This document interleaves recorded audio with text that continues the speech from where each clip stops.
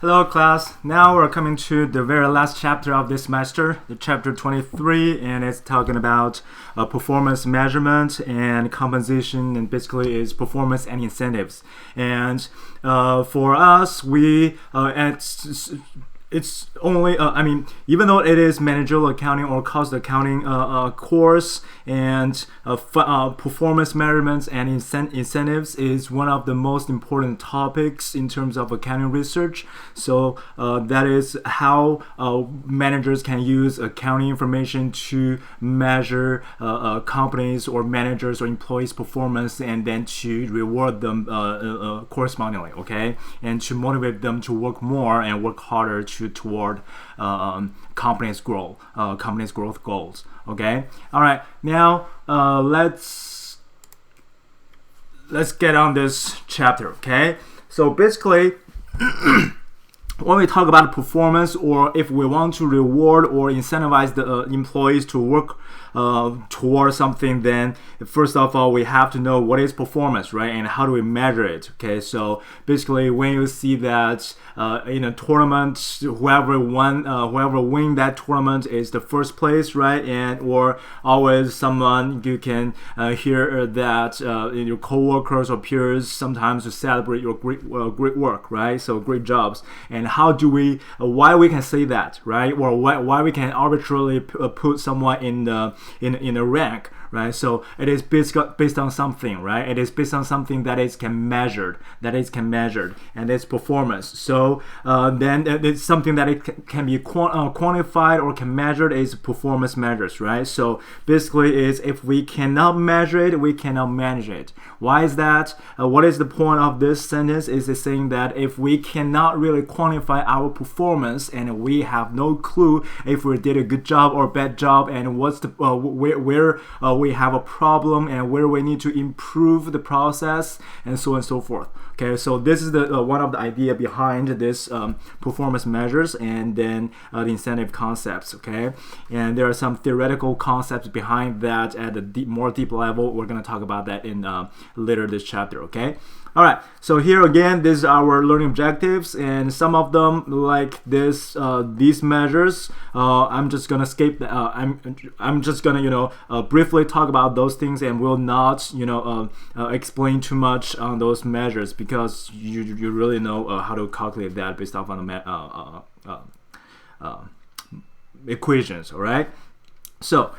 First of all, when we talk about measures, performance measures, and then the thing is we want to make those performance measures that be consistent with the company's goals. All right, and then from chapter 12, we've learned balanced scorecard, right? And then here basically the company's performance measures is also following these four categories or four components in the balanced scorecard, right? We have the financial perspective, and then we have the customer perspective, and then also we have this learning and growth and internal business process perspective, right? So basically, if we are breaking down the company's activities by these four categories, and how are we going to measure the performance in terms of these four segments? And the most important part here is this financial perspective, because that will require the accounting-based information to quantify a manager's performance. And that another reason why it is most important category is because company's growth is focused on those financial figures, right? So earnings, okay, net income, or growth rate, okay, or ROI, return on investment, or return on earnings, or EPS, and PE ratio, and all these things are really is financial figures pulled out from or calculated from using the accounting information. And using these quantified standards or indicators, we can really see or we can really standardize their performance measures. Okay, standardized managers' performance, and then we can evaluate the performance and reward them accordingly, right? So here are 3 steps to use or to create accounting-based performance measures. All right. First is to choose performance measures that align with the company's financial goals. Right. So that is, are we going to use revenue as the measure, or are we going to use the net income as the measure, or assets, or growth rate, or something else? Okay, something else that you can pull out from accounting information systems. Okay, and all these are financial goals that are really aligned with financial goals. Okay, if the company's goals is to growth business, okay, so probably revenue or net income, that is very effective measures to align those interests between companies and managers. And or if company's goal is to for something else, let's say to reduce their debt, probably return rate is a more effective measures. Okay, so second one is to choose the details of each performance measures in this step.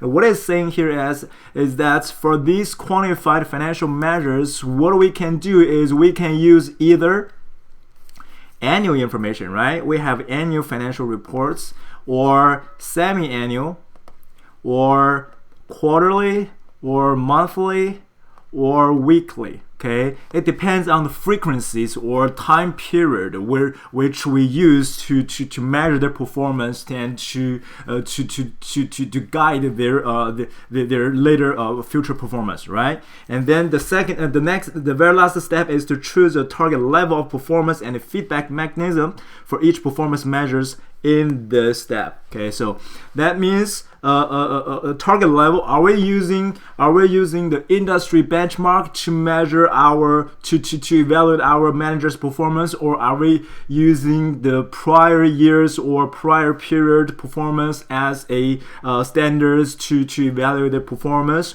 or are we using something else? Okay, so that is the target level. Okay, which standards are we going to use to measure or to evaluate the performance? And then the feedback mechanism, how frequently or through what formal or informal channels, through which channels we are going to provide those kind of information to those managers or employees, and how those feedback mechanisms will affect the manager's motivations, performance, and behaviors, and so on and so forth. Okay, so it seems very simple here, these three steps, but actually compensation for performance measures is one of the most complicated research area in accounting scholars or academic research, and also it's very complicated in terms of implementation of those things, because you're always going to have some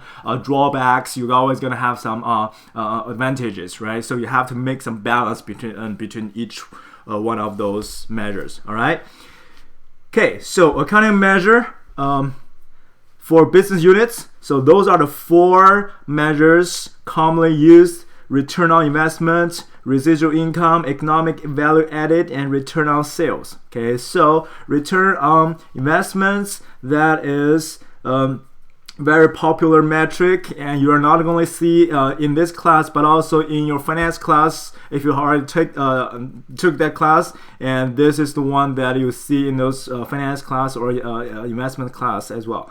All right, and so this is DuPont method for profitability analysis, which means that return on investments can really break down into two different components. First is return on sales, and second is investment turnover. Really, if we break this return on investments down into these two components, and this really help us understand that the return on investment really focuses on two things. First is to increase income per dollar of revenue, that is increased efficiency, or let's say it is increased the earnings efficiency. Okay, earnings efficiency. And second, return revenue versus investment is turnover, investment turnover, that is our investment efficiency, right? So income over investments, return on investments, okay? That measure really focus on two things. Are we more effectively, or are we efficiently generate income, and are we efficiently use our investment in the company? Okay, so it's about efficiencies of using resource. Okay, so this is income, return on investment. Okay, and residual income also is another measure of return on investment. Okay, so basically the formula is residual value equals income minus this triple R times investments, and triple R is required rate of return. So remember from 235 we talked about required rate of return. That is the rate of return which gives you the zero net profit income, right? I mean a zero NPV, net present value. Okay, so that is where the required rate of return comes from. Okay, so that is the minimum acceptable rate of return for any projects that company is going to invest it in. Okay, Okay, and then if this give us the residual, if this give us that the zero return, then the income, okay, or net income that minus of this number is give us any dollar amount beyond this figure is our earnings, right? It is our surplus, okay, so to speak, surplus. All right, so that is why it's called a residual. After we cover all these expenses, how much earnings is going to be left here for us to use in somewhere else? Okay, and that is residual. Okay. And economic value added, and it's also one of the most common method used, and also it's another variation of residual income or rate of return. Okay, and here you can see that economic value added can be substituted for following these following numbers, okay, or following measures, okay, in the formula. All right. And return on sales is operating income over revenues. Okay, and this is return on sales, and you'll see it is a little bit different from the first one in the DuPont method, right? This return on sales is income over revenue. Okay, and this income really is, you know, a more a general term income. Okay, and here it says is, here it says it's operating income. Okay, it's just the income from operations. Okay, and both of them are correct. And also you can use either the operating income or just the general income over revenues to get rid of return on sales. Okay, it doesn't matter because really it's something that you just follow the standards. Okay. And after we have all these measures, okay, rate of return, return on investment, residual income, economic value added, or return on sales, okay, those are now our financial measures, and then or performance measures. And then we have all these measures. What do we use them for? Okay, we use them to evaluate our business subunits performance, or we use them to evaluate managers' performance, right? So for example, in example from our textbook, this hotel have 3 different branches. Okay, so one hotel in San Francisco, and one in Chicago, and one in New Orleans. Okay, and then we can actually, because we have this standard quantified standard measures, we can really put all our subunits from different geographic locations on a same page to compare their performance, right? So if we pick, for example, this ROI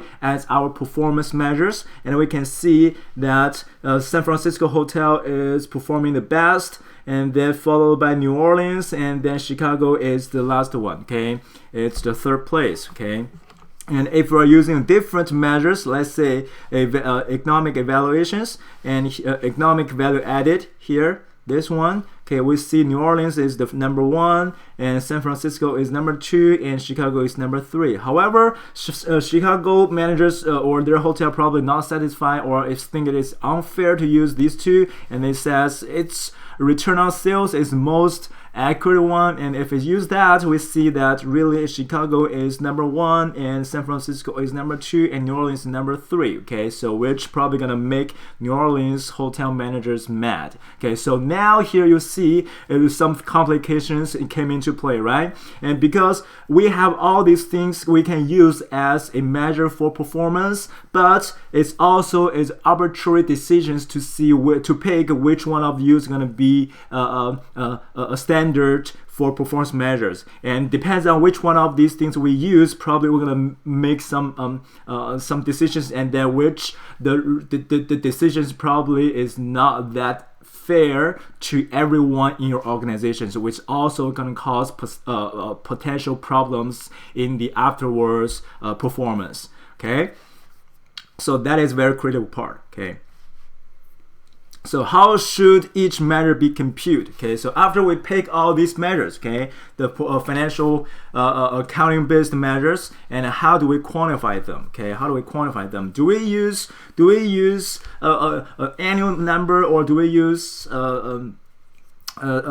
semi-annual number or quarter numbers, and which definition investments will be used? Do we use fixed assets or long-term assets, or use their book value or use their gross value, and so on and so forth? And how shall we calculate variance components for each performance measure, such as measure of assets? Okay, do we use ROA or ROI or ROE or whatever? Okay.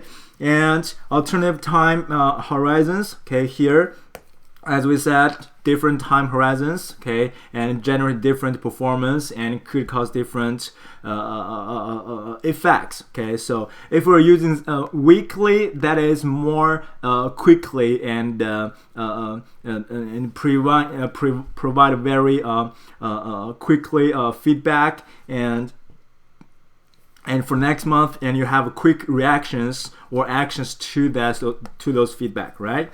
And then benefits from multiple year analysis is that, okay, if we're using multiple years, and then you can cover a lot of factors here. For example, those bad years, those good years, and for example, here in this year's COVID-19, that really is a bad year for every business, right? If we're only looking at monthly performance here, and we see it is not a good performance, it's not good results at all, but we know the reality is this is out of managers or business control per se, so no one can do anything about this, right? So then if we're using a multiple year analysis, we can really smooth out those outliers from our analysis or from their performance. So one of the reasons is that managers is not like owners. Okay, managers really, they are risk neutral. They sometimes they are risk averse. Okay, so they don't like risk. Okay, especially if you are putting those risks into their performance evaluations, and which tie back to their rewards, they're not happy with that, and sometimes they will do some deviant behaviors and to avoid those risks, which probably gonna add the cost of the company. All right.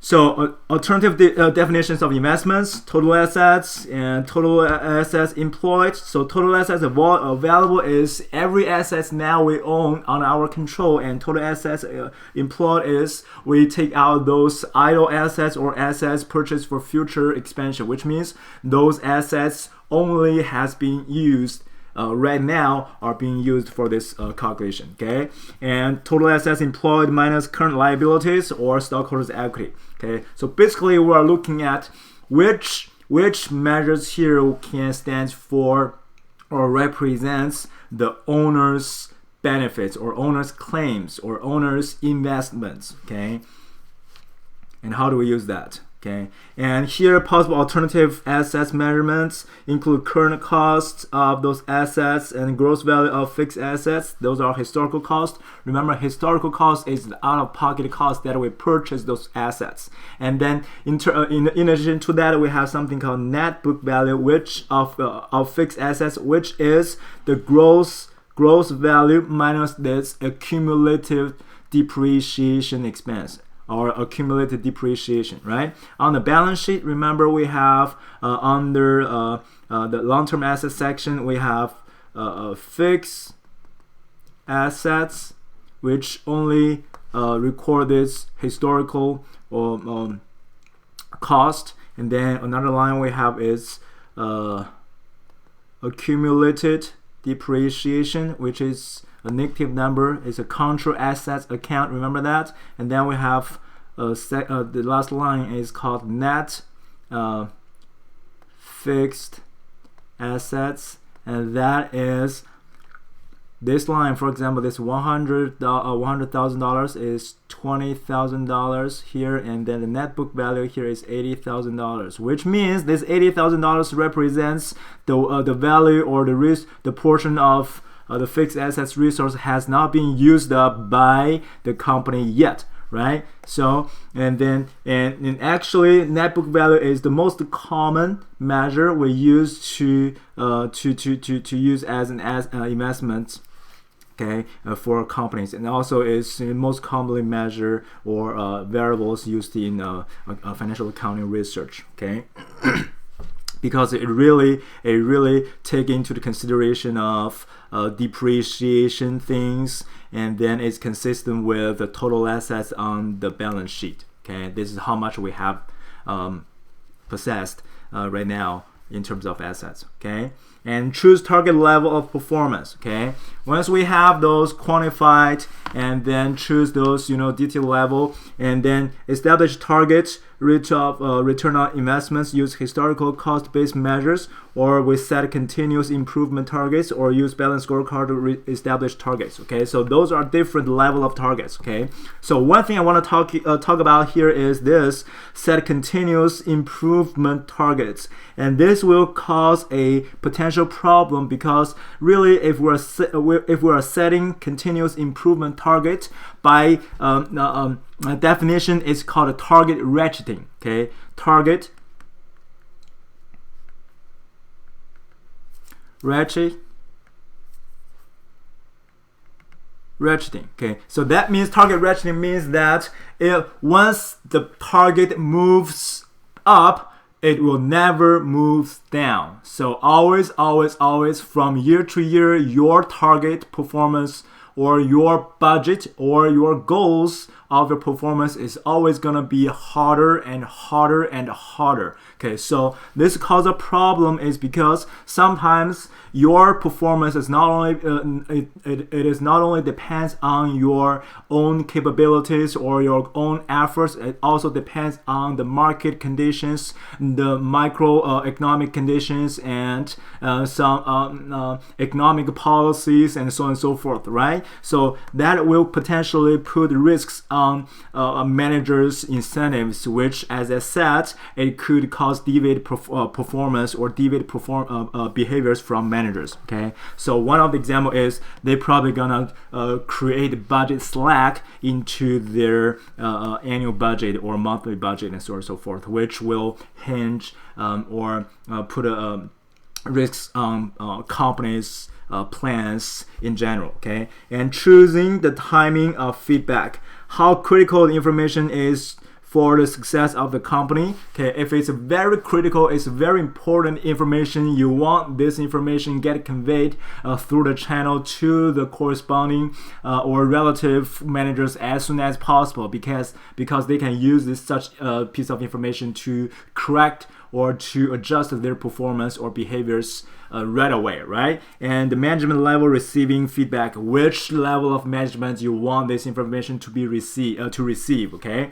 And that is which is the most appropriate level, which level of management is this information useful for, okay? And sophistication of the organization's information technology, okay? Also, whether you can provide those accurate information or not, and how frequently you can provide this information, it depends on the company's information technology. It depends on their information systems, okay? If your companies have a lousy information system and no one is maintaining their information systems, the chances is low that you're going to provide efficient and timely information in a fast fashion, okay? And Sometimes the research talk about that the frequencies of feedback providing is really can affect manager's performance or employee's performance, and can be both good and bad. Okay, so it depends. Okay, it's not always 100%. It's the faster the better. Okay, sometimes it will cause managers can use those informations to take advantage of the company's interests. Okay. And performance measures in multinational companies. And the problem here is that if the company is a multinational business and they have marketing in China, marketing in Europe, marketing South Africa or South America. Okay, so those different geographic locations has different countries and have different economic policies, regulations, laws, and also these countries have different purchasing powers. For example, in China, if you make 10,000 Chinese RMB currencies and compared to the United States America and $10,000 US dollars here, it is completely different purchasing power, right? But the most recent thing is Apple SE2 just came up recently. Okay. Very soon. It's now in the pre-order process, right? So those things, there's a saying that this specific products is targeting China's market specifically, because really you are providing all these high quality and high standard technologies and equipment components into a very cheap phone. Okay, so you are gaining your competitive advantage in that specific market section. You are competing with those Chinese cell phone companies and other international cell phone companies in that 3,000 or $300 US cell phone market. Okay, so that put you into that advantage because Chinese purchasing powers is not that strong as American purchasing powers. If you break those price down, that apparently can relatively increase their Chinese purchasing powers, which will gain a lot of customers potentially, right? Theoretically, it is what it's saying, but we don't know that yet. We don't know that result yet. So probably we're gonna hold it off and see the quarter financial statements or semi-annual financial statement, or next year the annual financial statement to see their financial reports. Okay, see their sales. All right. So once it's come to multinational companies, it really, if you're using one standardized performance measures, it is hard to compare managers' performance from each other, right? Between each other, because we have different backgrounds. Okay, so my business probably is harder than yours, and then if my performance by that standards is not as equivalent as yours, and it's not fair to me, which will demotivate my performance or efforts in the future. All right, so to speak. So also we need to distinguish between the performance of managers from the performance of their subunits, because managers' performance doesn't really positively related to the subunits' performance. Okay, and the idea here is that those best managers always gonna be placed into some subunits have problems or have struggling in that specific section of markets, and hopefully the company has said idea is that those excellent managers can really fix the problem of that specific subunit and then increase the potential of those subunits, right? And then even though those managers put in a lot of efforts, they devote a lot of time and effort and into those subunits, and they really doesn't necessarily see those performance of those subunits will increase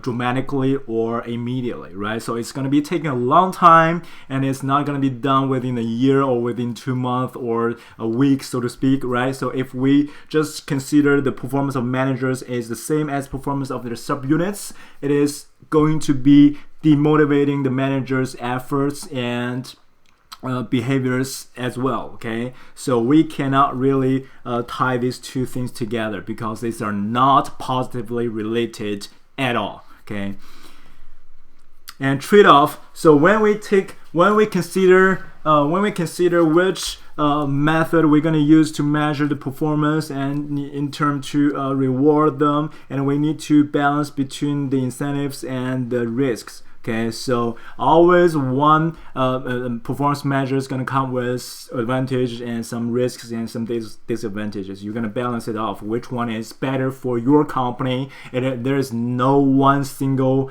universal set of standard measures that it can apply to every single company. Even that is one concept of measurement of performance, you have to tailor it to adjust it, fit into your company per se. Okay, it is not something that you can grab from other companies or grab from the research and simply put into your company. No, that doesn't work that way. Okay, so the problem or the idea behind all this complicated design of incentives and measurement performance measures is this moral hazard. Moral hazard, it's really companies owners, they are risk averse, and then companies agents, those managers or employees are risk neutral. Okay, so and then principals is the owners, and agents is the person that the principals hired to operate a business for them and to earn profits for them, right? So then there is a conflict goals. Agents' goals is to earn compensations for themselves. Principals' goals is to seeing the business growth, to seeing the net income increase, right? So those are two different goals. So if those goals are conflicts with each other, against each other, then they will not agents will not behave in the way that, or in the manner that principals expected. If they are consistent, then there will be no moral hazard, or the moral hazard will be minimum. Okay, and also this agency theory also says that the people are self-interested. Whenever there's a possibility or chance, agents will always to maximize their personal utilities, economic utilities.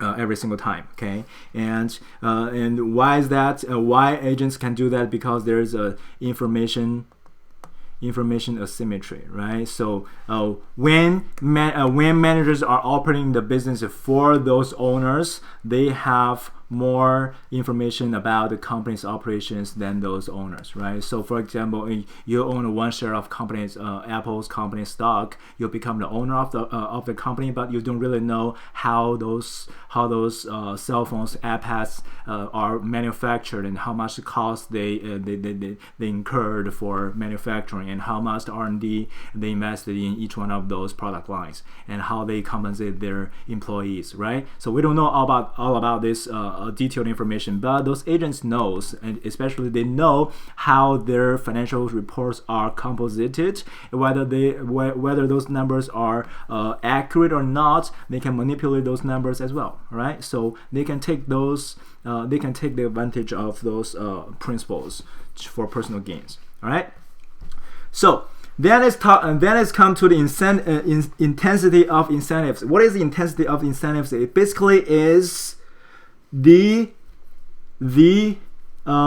compensation, okay, is the compensation relative to its fixed salary component. Okay, so for example, your commissions, or your manager's bonus. Okay, how large the size are these incentive components relatively to their fixed salary component. Okay, if those variable components is small relatively to the fixed, or very small relatively to their fixed component, fixed salary components, they probably will not motivate them to work harder very much. If it's really high, and it's going to be carry some risk there, if they're not reaching the target, they are not going to make those goals, and then they're not going to earn those bonus, right? So they're going to do something really is unethical to manipulate those numbers. That make sense? Okay. So the perfect combination is those that are sensitive or that change significantly with the manager's performance, and also those goals are very very easy to achieve, because either the easy goals or the hardest goals are not motivating people to work harder, but only moderate harder goals can motivate people to work harder. Okay, so sensitive performance measures motivate managers and limit managers' exposure to risk, reducing the cost of providing incentives. Okay, and trade-off between consideration of sensitivity and risks and congruence of goals determines the effective intensity of incentives. Okay, so ideally we're going to use balanced scorecard matrix, because balanced scorecard covers every general perspective of a company's operations, right? So if we're using that to convert that into one single set of measures, and then the company's managers can really focus on all those areas. Okay, so that comes to the term here is as KPI, right? So if you have an intern and doing some HR job work or managerial accounting work, you see KPI stands for key performance indicators. Okay, key performance indicators. Okay, those is really designed from the balanced scorecard metrics. Okay. And benchmarks and relative performance evaluation. Relative performance evaluation basically is we are comparing the focal manager performance with their peers' performance. Okay, peers' performance. Either it's inside a company or outside a company.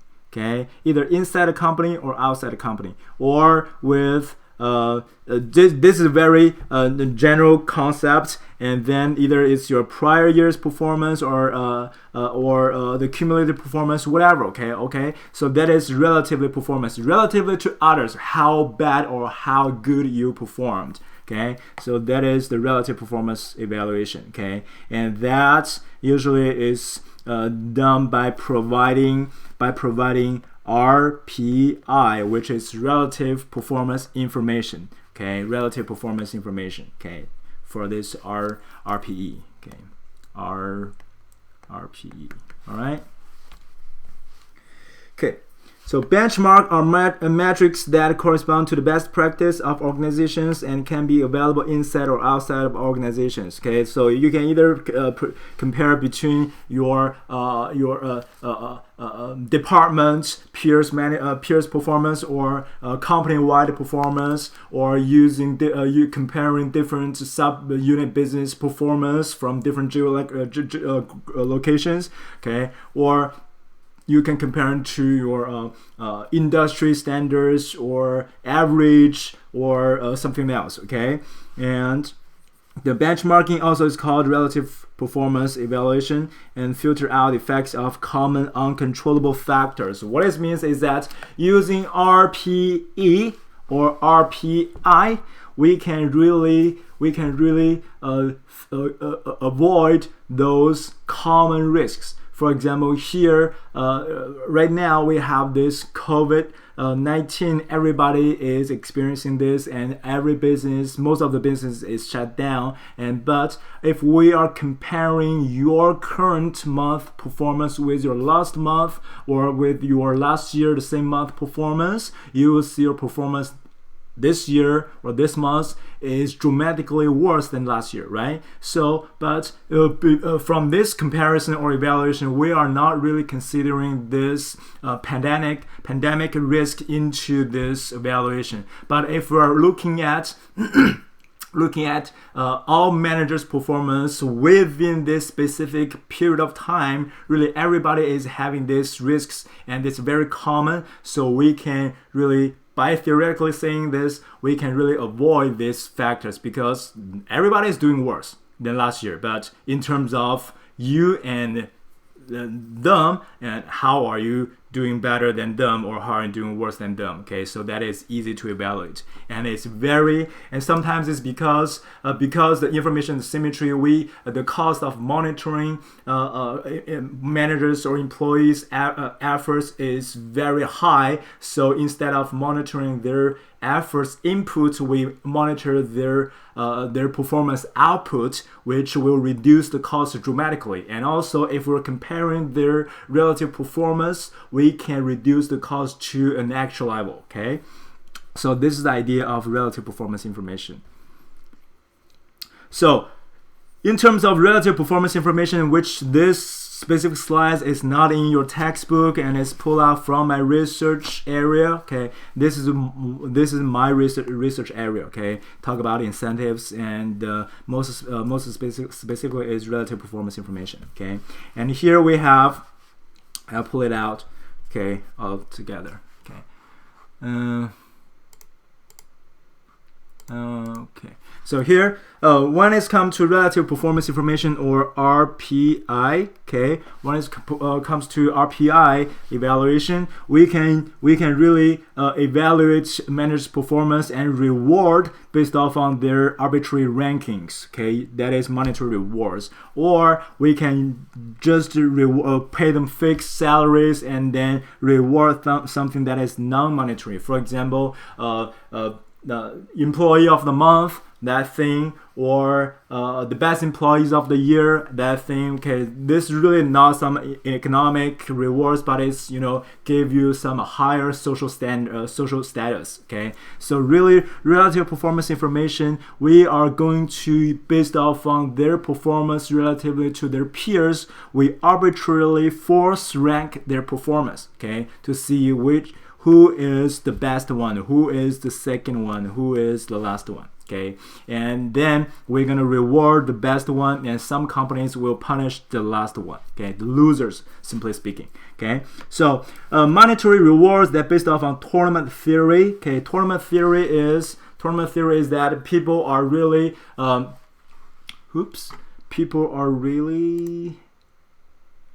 people are really monetary oriented, so they will work harder to achieve the higher compensation. Then they will create intense competition among employees. Okay, and in terms of this monetary rewards, relative performance information or relative performance evaluation can design for different time horizons. Okay, we can do monthly competition, or weekly competition, or yearly competition, or quarterly competition, whatsoever. Okay, and tournament context. Okay, we can really provide context. Really is about RPI or RPE information, type of information. Do we just provide that arbitrary rank information? For example, James, you are number 1, and then me is the number 3. Okay, so those are just the rank information. You don't really see how exactly their performance is. For example, you sell 1 million units, and I sell zero units. Okay, so those are the more detailed number. Okay, or you can just not providing those rank numbers, just give those specific performance outcomes, and then see which one is right. And the players, okay, who are you going to force them into these competitions? Are you going to group the entire department or company together and let them compete against each other, or are you going to separate them by different abilities or by different job tenures? Okay, all these things will create potential problems and generate some benefits. Okay, so, and the rewards, and how much is the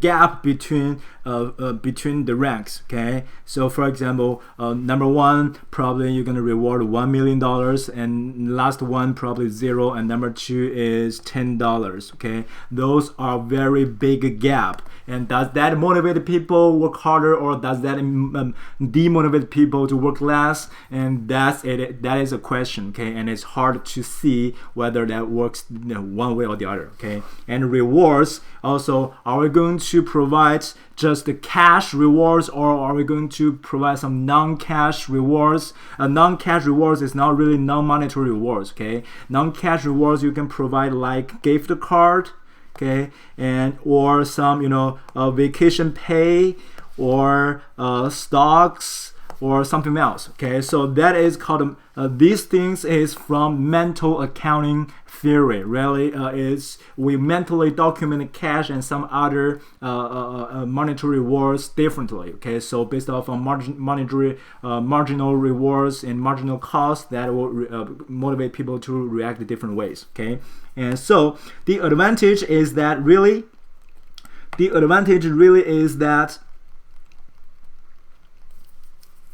you can create a competitive tense or context inside of this tournament, right? Tournament competition. You want to perform best to be the winner, okay? But the disadvantage here is sometimes if the composition gap is so large between ranks, then it could demotivate people to work harder, or it could cause some, unproductive behavior. For example, sabotage. Okay, for example, sabotage. Really, if it's only by looking at the rank, okay, so one way to increase your rank is to work harder, right? You can sell more to overcompete your competitors, and or you can really sabotage your competitors, let them to not generate more output than you, and just steal their outputs, like those car dealers on the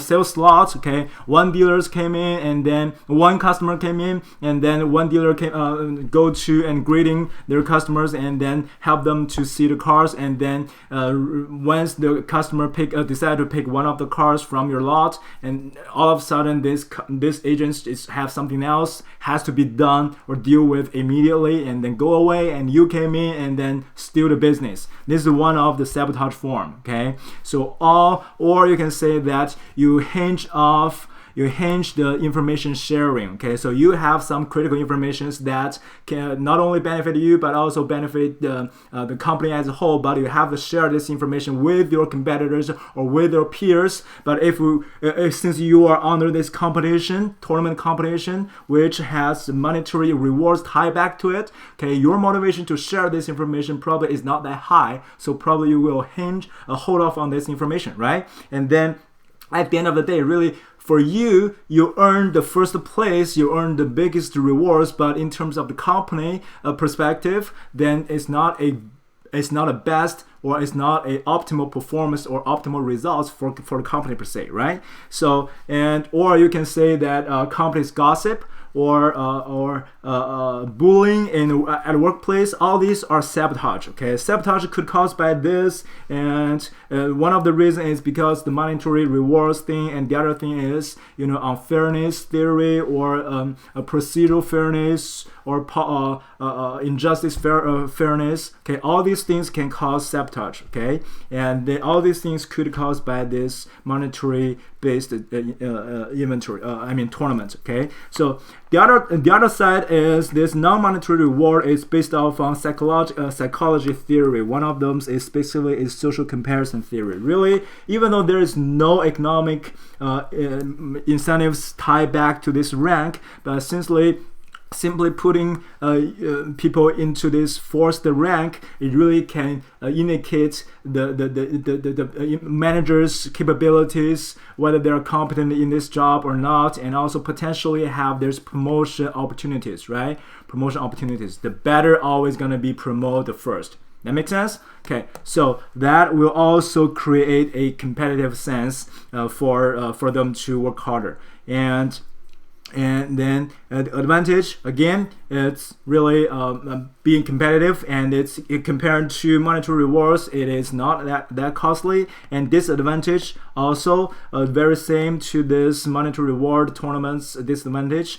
causing demotivation and deviant behaviors. Okay, deviant behaviors. Okay, and there's another thing is since we have these two different types of using ways of using relative performance to motivate employees, which one should we use? It depends on your company and depends on your business culture. Okay, and also depends on the dynamic of your employee's body. All right.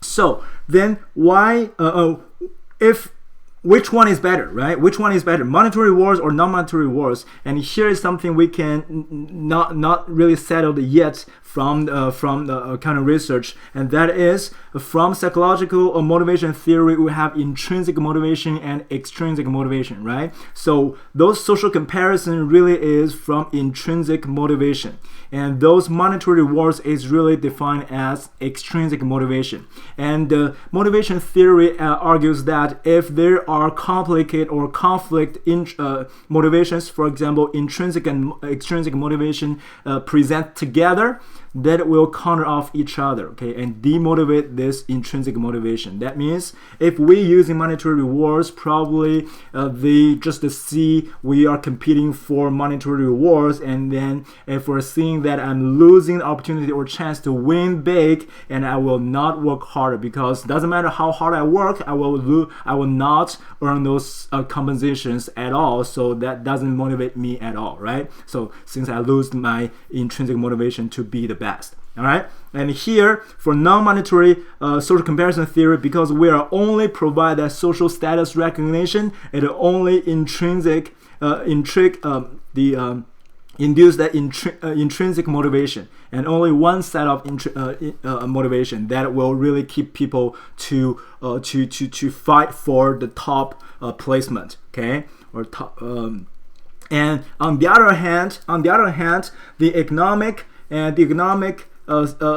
theory or literature says that monetary rewards really can motivate people to do that, but on top, social comparison theory really can motivate people to fight for a higher placement. But monetary rewards also can do the similar goals, right? Serve for similar goals. So there are additive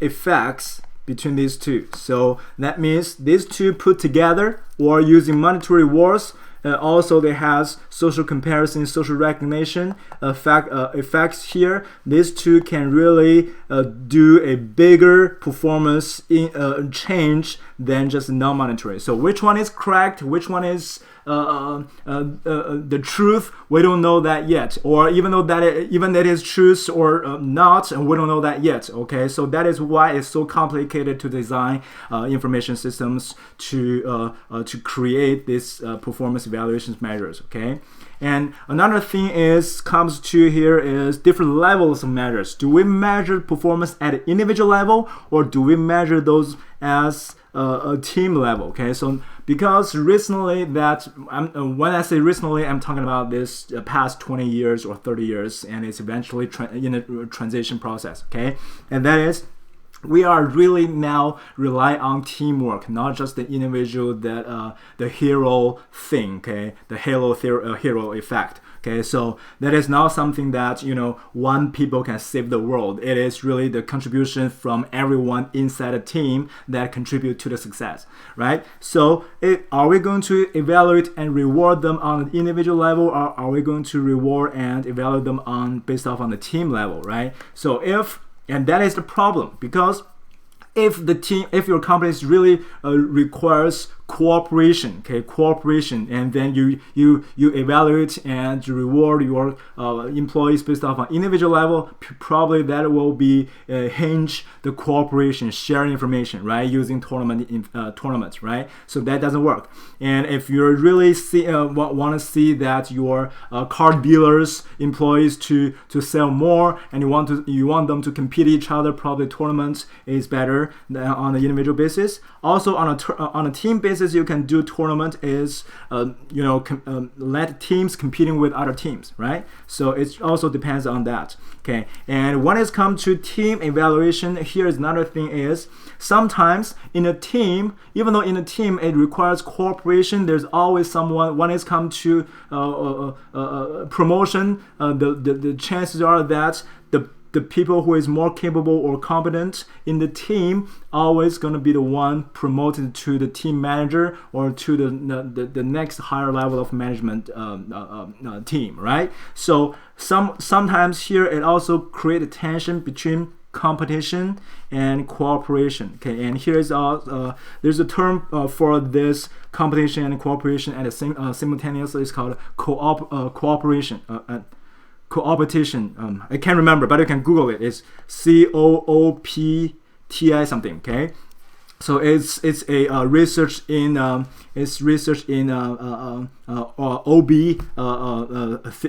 area. Okay, and in social psychology, it's called social dilemma. Okay, it's called a social dilemma. Are you going to compete with them, or are you going to cooperate with them? Okay, so the problem here is the trust. Okay, if you are if you are sharing information and your expectation is that your peers is going to share and do the same thing, it's reciprocity effect, right? But the trust is if there's low trust level inside of a team, and probably you think that even if I cooperate, they don't cooperate. So from the reciprocity effect, I'm not going to share anything because I'm backing. They're not going to share anything back to me, right? So there's always something, psychological factors within all these economic incentives. Okay. All right. So composition for multiple tasks and team-based. All right. So basically here is if. Now you see that even if you are accounting folks that you work for accounting, work on accounting tasks, you are not only doing one single task every day, and you see on the job market, every job descriptions list out all the responsibilities you have to fulfill for that job title. That makes sense? So you are not going responsible for one single task. Actually, you are doing multiple tasks every single day. Okay, every single day. And some of them can be measured, some of them cannot be measured. Okay, so how do we? But even though they are not measured, cannot be measured, and they are doing some benefits to the companies per se. So how do we quantify them, and how do we design a performance incentive system that can capture most of those critical things for this specific job title per se? Okay, so and let's say what is wrong with this? Okay, so let's say that even though for a tournament, compensation or social comparison, okay, so those things, that's relative performance information based on that. If we are using that RPI to evaluate multiple tasks, that if we're not evaluating or compensating all these things, and they will cause some deviate performance here inside because of this RPI, and which sometimes is good, do good to the company, sometimes is do bad to the companies. All right, so and. All right, so next thing is executive performance measures and compensation plans. So always your top management teams is going to earn some basic salaries. Also, it's going to be very big chunk of cash, okay, and annual incentives, cash bonus, and that is if the company's financial performance reach the goals or reach the targets, can be defined by the industry, can be defined by the company, can be defined by the financial analyst from Wall Street companies. Okay, and those things. And if you meet the target, you are going to receive this bonus. And long-term incentives, okay, like stock options. Okay, and something else is a severance packet. Okay, severance packet, which is really to protect top management or managers' protect them per se. Okay, so why is that? Because really when they make decisions for the company, there are risks behind that. Even though we're trying to minimize the risk, but still there are some risks there, right? So we don't want the company's managers to think about those risks every time they comes to make decisions. So we create this severance package that say if the company's managers are being fired by some misconduct or by some bad decisions, okay, those severance package will compensate for those loss, okay, for their loss, okay. And well-designed plans are used a compensation mix that balance risks and with short-run and long-run incentives to achieve the firm's goals. Okay, so all these things, all these incentives, plans, and designs, the ultimate purpose is really to want those agents, employers, managers, employees, okay, to work or to provide more productive efforts and to promote company's growth. Okay, so this is the basic goals. Okay, and besides all these financial things or psychological things, there's something else we can really to control or to affect employees' behaviors, to really to motivate them to work positively. And here are something we call it boundary system, belief system, interactive control systems. Okay, and these things, let's say each lever is important and needs to be monitored.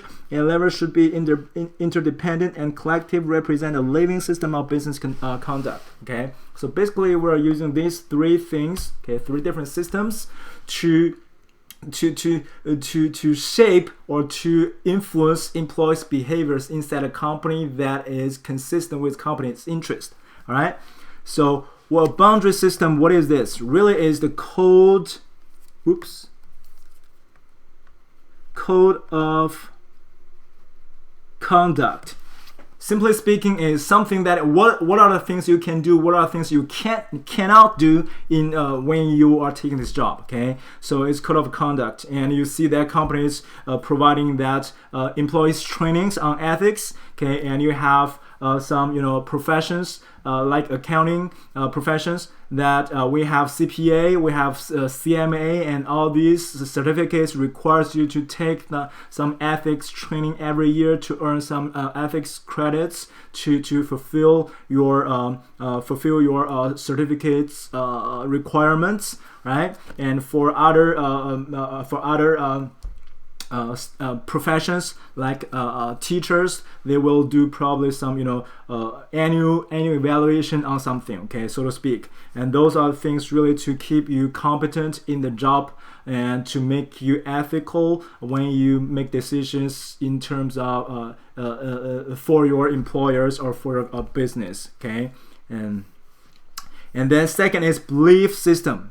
Belief system articulate the mission, purpose, and core value of a company. Really, belief system is something we usually see is the company's culture. Okay, company's culture. What company's culture is and how does that influence their employees' behaviors. One thing we say that the company's culture can influence the employees' behaviors inside of the company. The other theory is that really is a self-driven or self-selection bias. That is, people who has that specific type of characteristics or natures that fits in the company's culture will apply jobs from those companies, right? So they'll group of people with the similar natures or characteristics that together to work inside of as a group. Okay, and then belief system also that creates something is called group identity. Okay, how are you identifying yourself within the group? Okay, in your group, are you seeing you are part of your group? You are a member of your group. Are you seeing that you are different from them? Okay, and also group identity can create some problems and can create some benefits. if you are a highly identified person with the group, for example, your company or your subunit or your department, you are not really, it's not something like it's a personal attraction. It's not something that you like me or I don't like you, or you don't like me, that thing. It's really you are considering yourself as a representative of your department, of your company, of your profession, that type of thing, okay? So not about the specific person. Okay, so if you're a highly identified person with the group, and probably you're gonna do some more contributions and think about those decisions and actions in terms of the group interests, not really self-interest. And another thing is really highly identified groups also can cause some disadvantage, like really, if you're seeing that you're identified with the groups and you see you're very much similar person, and then if you're using tournament compensation systems, for example, you're gonna be very unsatisfied if you're losing the top placement because you think that is not unfair. It is not fair, or you create envy effect, right? So we are the same. Why he is better than me, right? So that's kind of thing, right?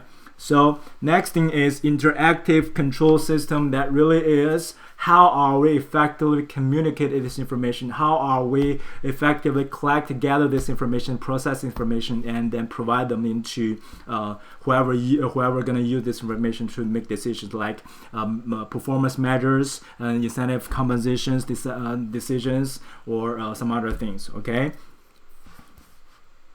And this is it. Okay, so this is it about this chapter.